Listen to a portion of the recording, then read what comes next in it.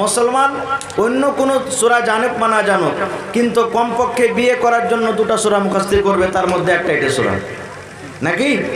হ্যাঁ, মানে যখন ছেলেটা বড় হবে, নানি বলবে, মা বলবে, বোন বলবে, দাদি বলবে, আরে লিসি লাগা, কাল বাদ পরশু যে তোকে দেখতে আসবে রে মরা, তুই যে দুয়া সূরা কিচ্ছু শিখলি না, যখন তোকে বলবে পড়ালেখা কিছু করেছো, তখন কি বলবি? এই ছেলেটা বিয়ে করার জন্য কোনো রকম হাত পাকে গোড়া করে ভেঙে কত কষ্ট করে দুটো সূরা পড়বে। দেখবেন কত ছেলেকে যখন দেখতে আসবে, দেখার টাইমে লোকেরা বলবে, যারা দেখতেছে, যে আরে বাবা তুমি পড়ালেখা করেছো না? তো হ্যাঁ করেছি, নিজের সমান করেছি। তখন বলবে যে আচ্ছা সূরাতুল ফাতিহাটা পড়ো তো।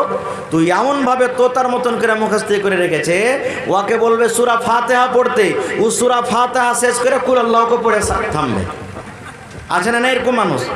মানে ও জানে না যে কুল আল্লাহটা আলাদা সূরা আর এই ফাতিহাটা আলাদা সূরা।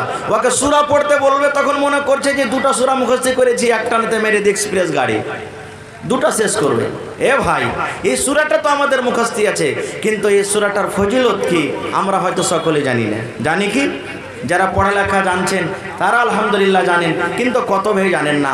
এ ভাই, জালসা শুনতে এসেছেন, একটা দামি জিনিস নিয়ে যান, এই সমস্ত কথা আপনি 1 লাখ টাকা দিয়ে করেও আপনি খরিদ করে পাবেন না। আজকে জালসাতে এসেছেন, নিয়ে যাবেন, ইনশাআল্লাহ আমল করবেন, আল্লাহ তাবারাক ওয়া তাআলা আপনার জন্য কিয়ামতের দিন একবারে খুব বড় জান্নাতের ভিতরে ঘর তৈরি করে দিবেন।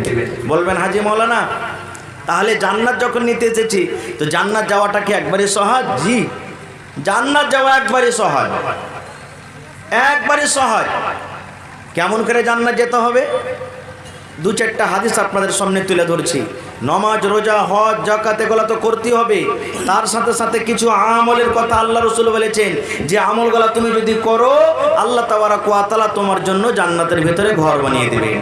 যেমন একটা উদাহরণ, যখন আল্লাহ রাসূল বলেছেন, ফেরেশতারা যখন কোনো বাচ্চা 10 বছর থেকে নিচে, এই আমার মায়েরা খালার, আপনার হাদিসটা ভালোভাবে শোনেন, যখন কোনো ছোট বাচ্চা 2 বছর, 4 বছর, 1 বছর, 6 মাসের, 5 বছর, 7 বছর, এই ছোট বাচ্চাকে যখন জান কবজ হয়, আর জান কবজ করার পর যখন ফেরেশতারা আল্লাহর কাছে চলে যান, তখন আল্লাহ তাবারাক ওয়া তাআলা ওই ফেরেশতাকে জিজ্ঞাসা করেন, যে ফেরেশতা জান কবজ করলেন, আরে ফেরেশতা তোমরা আজকে কোথায় গেছিলে?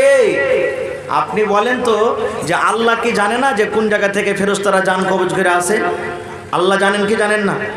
আরো জোরে বলেন, আল্লাহ জানেন কি জানেন না? জানেন।